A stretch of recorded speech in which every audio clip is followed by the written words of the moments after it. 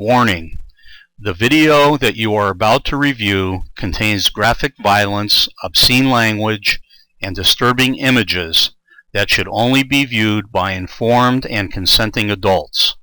100% of all of the violence, obscene language, and disturbing images contained in this video has been perpetrated by the Pennsylvania State Troopers in their official capacities as police officers.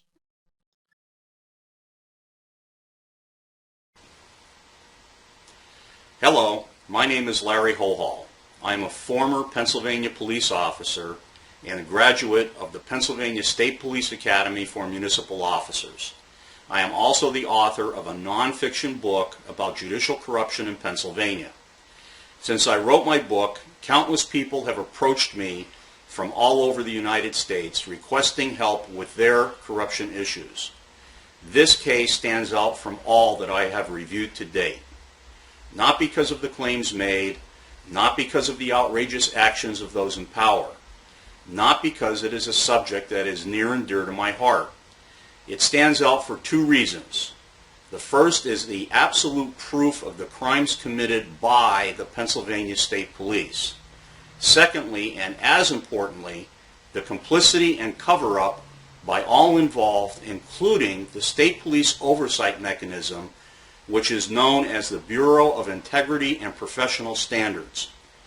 It is my hope that this video will outrage you to the point of taking action. But for the grace of God, this could have been your child or family member that these horrific acts happened to. Please keep in the back of your mind as you watch this presentation that as of the date of this final production of this video, the state troopers you are about to see are still strapping on their guns and pinning on their badges to officially protect and serve. You had better hope you or one of your loved ones never crosses paths with any of these Pennsylvania's finest. Early on the evening of March 8, 2010, 31-year-old Robert Leone of Vestal, New York, finished up a session of stargazing at the Copernic Observatory, which is about a 10-minute ride from his home. He was feeling particularly happy that evening. His life was in order. He had just gotten his driver's license back after being suspended for a non-accident DUI charge. He had gone cold turkey on his drinking for over a year, and the medication his doctor prescribed for his bipolar condition offered him some relief. An early evening drive in the country while listening to his favorite music seemed to be just the right thing to top off his evening. This drive would change his life forever. With his car's T-top open and his heater turned up full blast, his odyssey began. He crossed the border into Pennsylvania, which on a rural road simply consists of a small marker on the side of the road. Driving through the small town of Towanda, Pennsylvania, he was approached from behind by a Pennsylvania State Police car with its lights flashing.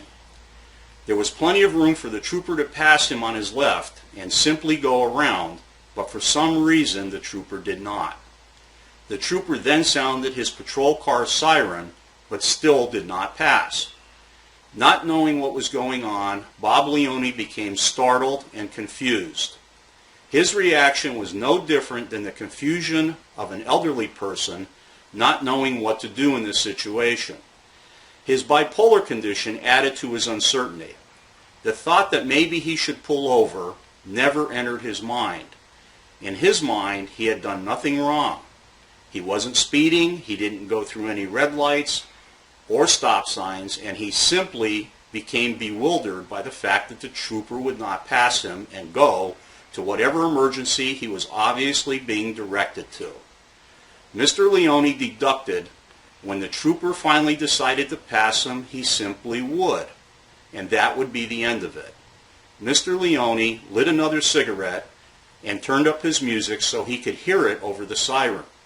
Mr. Leone continued driving towards his home at the blazing breakneck speed of 5 to 10 miles an hour under the posted speed limit. He noticed in his mirror that a second, third, fourth, and fifth police car was now apparently responding to the same emergency as the first trooper who still had not passed him. You and I know for a fact that if there was any question in our minds as to what the state troopers were up to, we would have simply pulled over long before now. I have been told that persons with bipolar conditions don't always think the way non-bipolar people do. They often rationalize their actions incorrectly. Mr. Leone knew he hadn't done anything wrong, so he was simply going to drive home and listen to his music. Other than not pulling over, Mr. Leone did not break a single traffic law. He did not speed, he did not attempt to elude, he didn't pass through any red lights or stop signs. This was simply a low-speed chase, which at least one of the troopers involved became bored and distracted, as evidenced by his onboard video. The dash cam video you are about to view has been edited for this presentation, but is available in its entirety. Instead of a trooper pulling a car in front of Mr. Leone and stopping him, a much more radical method was deployed.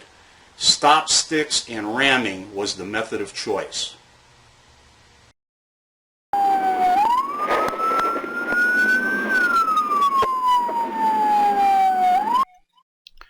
Watch this car. It is later confirmed by the sworn statements of two of the troopers that this car was parked in such a fashion as to totally block the driver's door of Mr. Leone's car. It was blocked in such a fashion that the state trooper himself had to climb out his own window in order to exit the vehicle.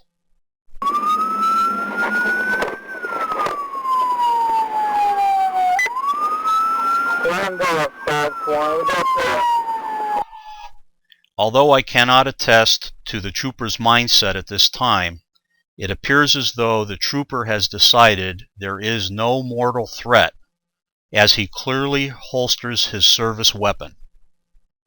In the area of Julie's restaurant.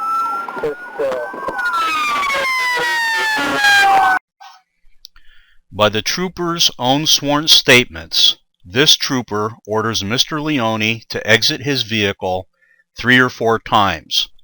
Mr. Leone cannot open his car door because of the trooper's car blocking it. He is then tasered by the trooper through the open sunroof.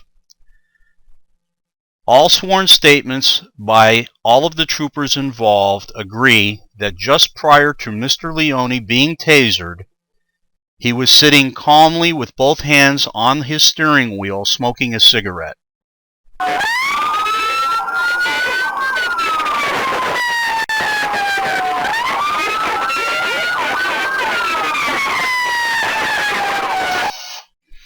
As Mr. Leone is removed through the passenger door, watch how Corporal Stipak positions himself on the roof of the car. Note that he does not exit the roof and then assist his fellow troopers in handcuffing Mr. Leone. Rather, he jumps directly onto Mr. Leone with both feet while Mr. Leone is face down on the ground. This maneuver is known as a monkey stomp and is not taught as a valid maneuver in the police academy.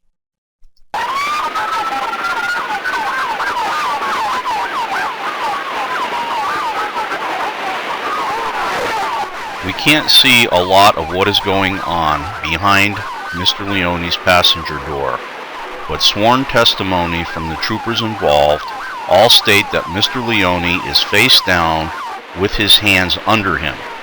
If you look closely under the car door, it will appear that from time to time you can see Mr. Leone's body bounce as he is being struck, kicked, and tasered. At no time is Mr. Leone seen striking or attempting to strike any of the officers. Mr. Leone still has taser probes in him, and the troopers testify he is being shocked multiple times while he is being beaten and kicked, or in their words, subdued. The troopers claim Mr. Leone is fighting so viciously at this point that later on they charge him with 3 felony counts of aggravated assault on a police officer. I have watched this segment dozens of times, and as hard as I look, I just don't see it.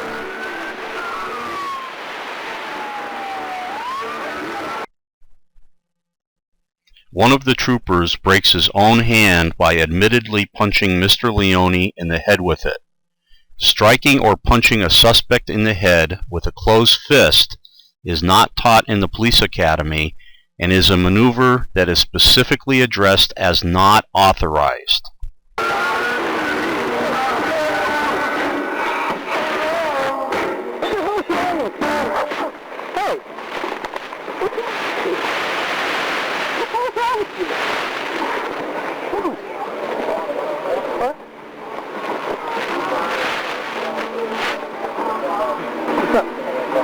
What do you mean, what's up? What's up with you, dude? Why don't you stop? What? Why don't you stop? I'm driving. How do you sit up? Wait, sit up. All right. Sit up.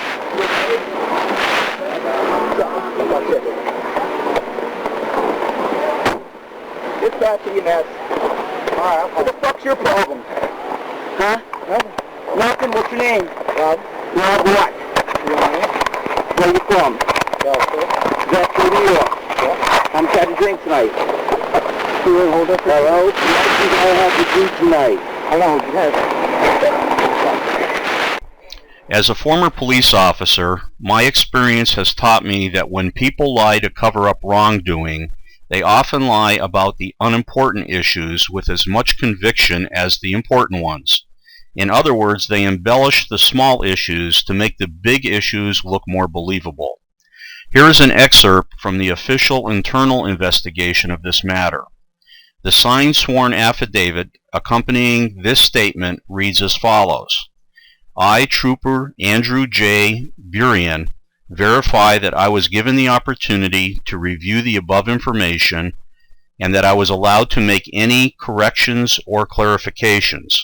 By placing my signature in the space provided below, I verify that the above summation accurately reflects my observations of the events regarding this incident. His statement reads as follows. The suspect was still uncooperative and wouldn't walk to the car. Something so simple, but it is a lie. As you will see, Mr. Leone did cooperate and voluntarily walked to the car.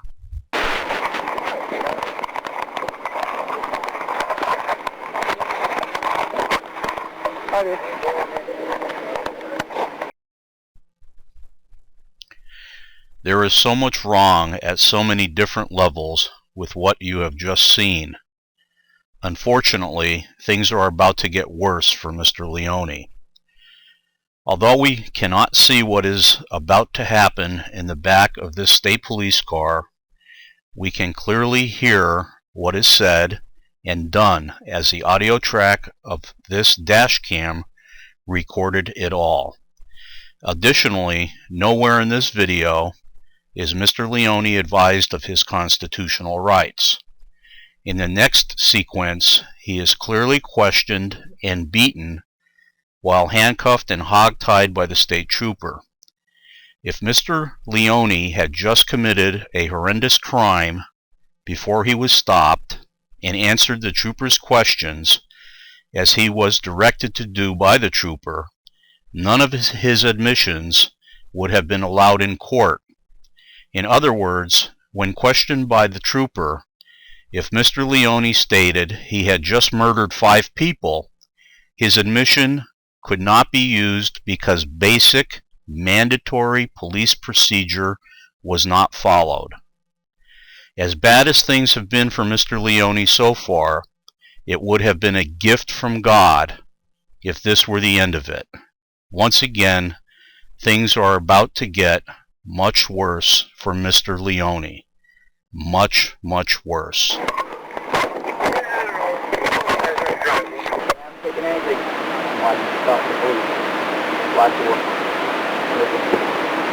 Huh? What's the problem? I'm driving. Yeah. Not doing a little bit of stuff. I'm driving. Driving? You see all the police on? Bring over, Bill. You got a long fucking night with us. You hear me?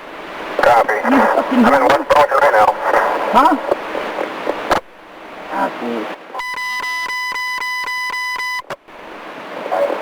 16, you're utilize frequency 7 for traffic control. Frequency 7 for traffic control, 2115. You hear me? You hear me? Copy, Bradford. Okay. Huh? 1 I'm down at Mud Creek now. It's a fucking hobble. It's a hobble.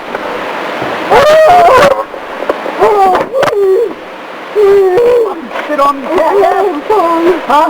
Okay, I'm sorry. Fucking spit on me. I'm sorry. I'm sorry. No, sorry for that. You know what it's called? Pennsylvania State Trooper, you asshole. You fucking brave man, huh? Fucking spit on me, jackass. Okay. Asshole. What the fuck is this? Fucking you asshole.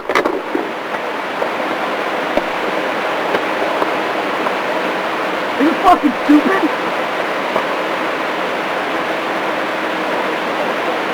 Hold on. Give me a second. Hold on. Give me a cup. Come on, I got a hot tire. Hold on. Can I cup and coffee? Huh? Cup and play coffee. I'm sorry. Fucking stupid. Oh, you're getting hot. He's fine, guys. Shut up, you motherfucker. Now get in that car. Get out. Okay. Get on the other side. Get in the car. Get in the car. I'm trying.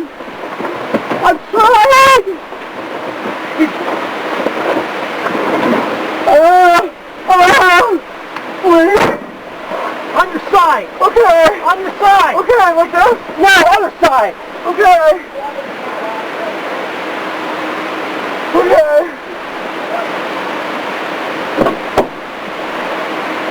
Roll on your side. Okay, sure. Roll on your side. Yes, sir. Now. Okay. Now, douchebag, I'm going to ask you a fucking question. You'll be answering yes, sir, or no, sir. Do you hear me? Yes, sir. Okay, what the fuck is your problem tonight? It's just having a tough night, sir. Yeah. You know what? You're going to have a hell of a tough night after you spit in my fucking face, jackass. Who do you think you're messing with? It's the Pennsylvania State Police. You're a fucking chump. Fucking pull over means be pulled the fuck over. Okay, you're going to jail. You're going to be somebody's fucking butt popping fire. You hear me? Yes. You fucking idiot.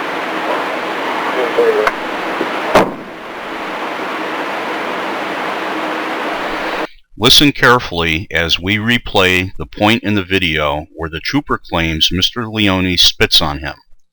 Listen carefully. You will find something important is missing. The trooper claims in sworn court testimony that Mr. Leone spits a, quote, loogie in his face. Nowhere is there a sound of anyone spitting anything. The audio is so clear that you can hear Mr. Leone's breathing, but no spitting sounds are present. As a matter of fact, the only thing you do hear is a totally compliant and submissive prisoner in tremendous pain and an out-of-control state trooper. Okay. I'm down at Mud Creek now. It's a fucking hobble. It's a hobble.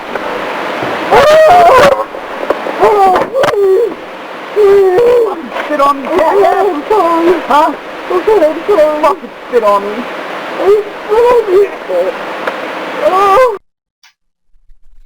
Mr. Leone is willing to take a polygraph test and swear under oath that he did not spit on this trooper.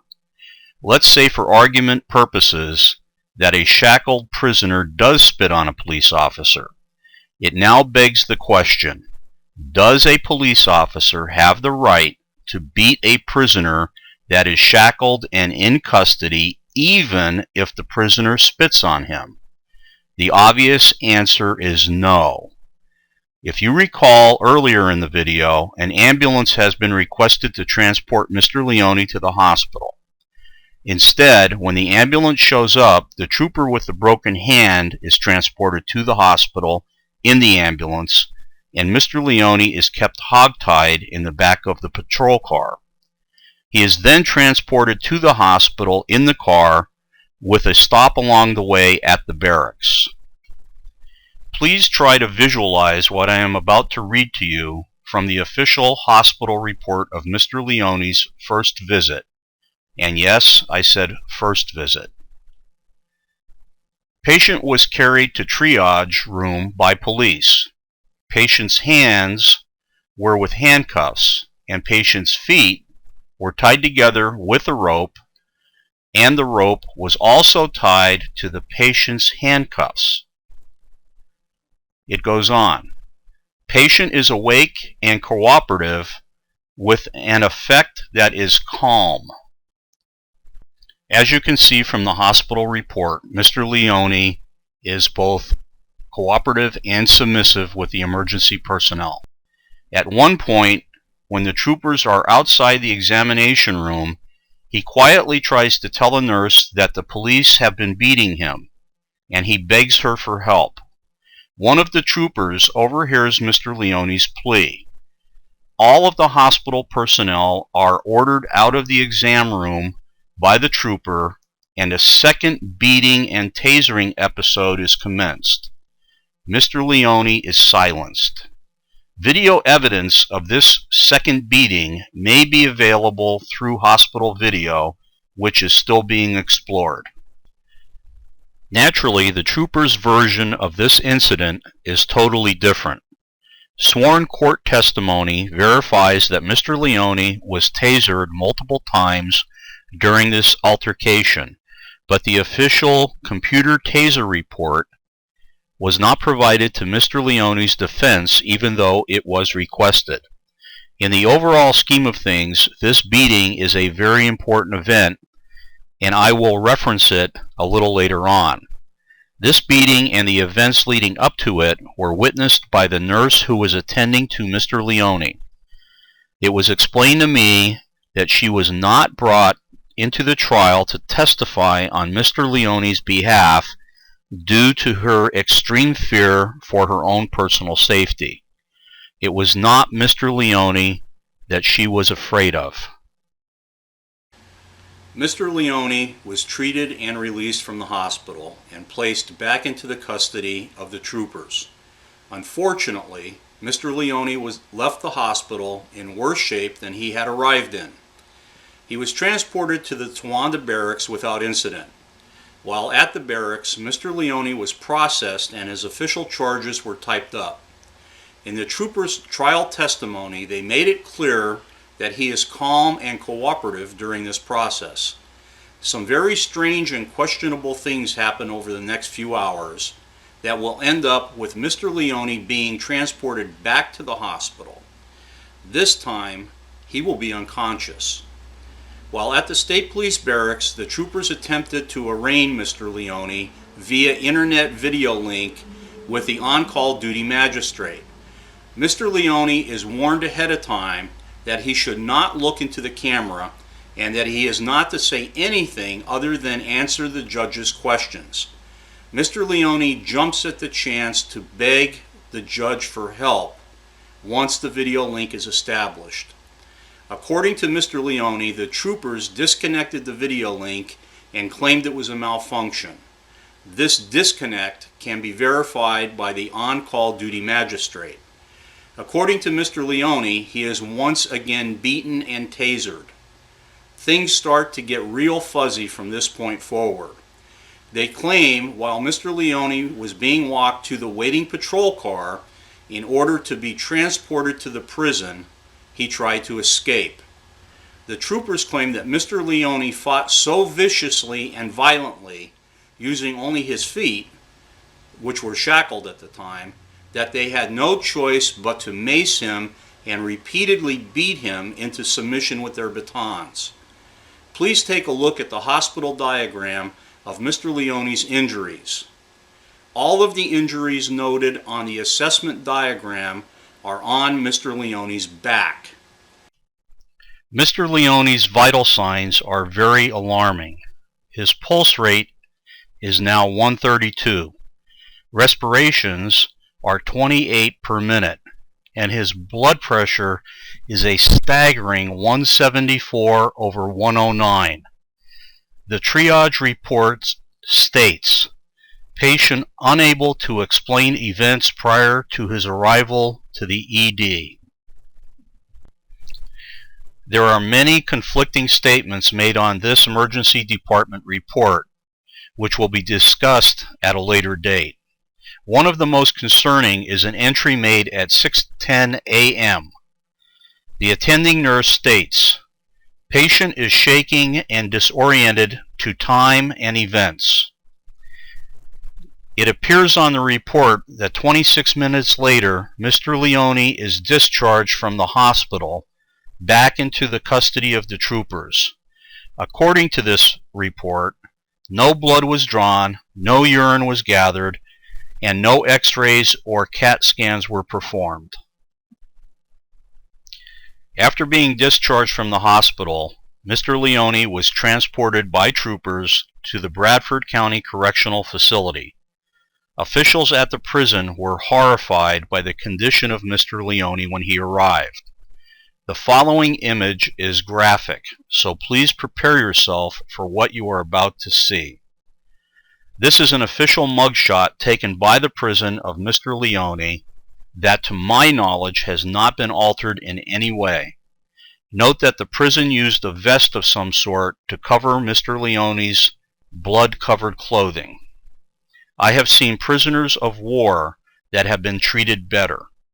The officials were so alarmed that the on-call physician for the prison was called in to do a complete physical exam and documentation of Mr. Leone's injuries, lest they be blamed for any of his injuries going forward. Mr. Leone had high-quality private health insurance when he was incarcerated. He begged the prison officials to allow him to obtain medical care at no charge to the prison or the county for severe headaches and dizziness that persist to this day. His requests were denied. At some point after Mr. Leone was incarcerated, he thinks he was arraigned. Regardless, it was well in excess of Pennsylvania's 6-hour preliminary arraignment rule. Believe it or not, this story so far spans less than 24 hours. Mr. Leone's nightmare was just beginning. Mr. Leone's bail was set at $250,000, even though he was not a flight risk. He languished in prison for 6 months before his trial was conducted. His public defender was extremely overburdened with countless other cases, and the state police threw the book at Mr. Leone. 24 counts of criminal misconduct. There is an old saying, what you don't have in quality, make up for in quantity. And that is exactly what the state police did. Remember the trooper that broke his hand on Mr. Leone's face while punching it? Well, Mr. Leone was charged with aggravated assault on a police officer for breaking that trooper's hand on his face. Remember when Mr. Leone was beaten and tased on the hospital stretcher? Well, he was charged with assaulting that trooper. The troopers also charged Mr. Leone with DUI, even though his blood test came back negative for alcohol or illegal drugs. I believe this case became so important to the state police that they convinced the district attorney of Bradford County to try the case himself, as opposed to one of his underlings. It is a decision the district attorney would later regret. Regardless of the less than stellar defense, the jury read right through the state police and district attorney's smokescreen. Mr. Leone was found not guilty or had charges dismissed on 20 of the 24 charges. All of the serious charges were gone. It looked like Mr. Leone should have been sentenced to time served. That did not happen. Mr. Leone has been sentenced to 1.5 to 4 years in prison and is still incarcerated. I believe with all of my heart that he will not be released until after the statute of limitations has expired on the crimes that have been committed against him. There is so much more to this story than time will permit in this video, but here are the main issues as I see them. An independent criminal investigation of this entire matter is in order.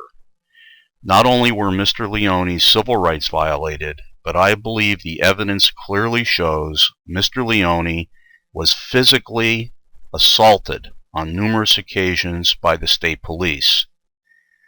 The Pennsylvania State Police Office of Integrity and Professional Standards needs to be independently investigated for criminal and civil liability for apparently covering up this entire matter. The fact that this internal investigation found no wrongdoing by any of the troopers involved here clearly indicates to me that the state police investigating themselves for any wrongdoing on any matter is really a bad idea. After reviewing the same dashcam video as you just did, I would have thought the District Attorney of Bradford County should have taken pause with this case, instead of jumping in with both feet to defend the actions of the state police.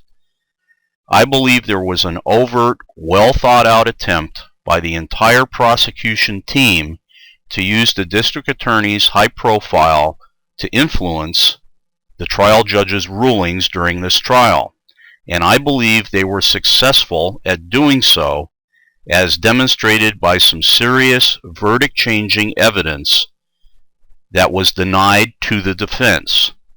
For instance, once the internal investigation was referenced to the jury by one of the troopers on the stand as proof of no wrongdoing by him or any other member of the state police, the defense was clearly entitled to a copy of this report. I suspect the trial judge denied defense access to this document because it contains some very serious defense-aiding information. I also question the hospital releasing Mr. Leone back to the state police in the condition he was in after his second visit. Nowhere in their documentation does it show that Mr. Leone's vital signs stabilized and that he was out of danger. He very well could have died after his release, and we would not be reviewing anything right now. Let me touch on the prison. Why on God's green earth would a prison deny Mr. Leone access to additional medical treatment while knowing full well he needed it and had health insurance to pay for it? Why is Mr. Leone still in prison? The warden of the Bradford County Correctional Facility has commented to Mr. Leone's parents that if all of the prisoners in his facility acted like Mr. Leone, he wouldn't need any guards. Yet Mr. Leone has been denied release from prison by the parole board twice since becoming eligible. The first denial was because they stated he did not take a drug and alcohol abuse class while incarcerated. If you remember, he was found not guilty of that charge. The second denial was because they lost the paperwork. I believe a more sinister reason is at play here. I believe the statute of limitations, time restrictions, in which Mr. Leone can bring both civil and criminal charges against the responsible parties is the driving factor. It is extremely difficult, if not impossible, to retain an attorney while you are in prison with no money. Call me tainted, but I have seen worse. A disturbing thought has consistently found its way to the forefront of my thought process while I put together this video. Mr. Leone didn't know his every action and every word was being recorded via a dash cam in the patrol car when he was first arrested. The troopers did. The troopers, who totally lost control of themselves, either didn't care that they were being recorded, or worse, they knew nothing would happen to them no matter how badly they acted. To me, this is chilling. As a former Pennsylvania police officer, I am here to tell you that the vast majority of police officers are compassionate, caring professionals. It is how we handle the officers who aren't that differentiates us from third world countries. Right now, it looks like Pennsylvania and its state police are operating as a third world country by allowing and covering up serious assaults against its citizens. The beating of shackled prisoners for any reason is not acceptable by anyone's standards. We are now at the end of a very emotional and disturbing review of what I consider to be a national scandal. I stated at the beginning of this video that but for the grace of God, this could have been you or one of your family members. And now I will tell you why I made such a remark. Exactly why did the state police originally attempt to pull Mr. Leone over in the first place? Well, it appears they pulled over the wrong car that was involved in a minor fender bender. The fender bender in question was so minor that the state police never even filed an accident report for it. Imagine that.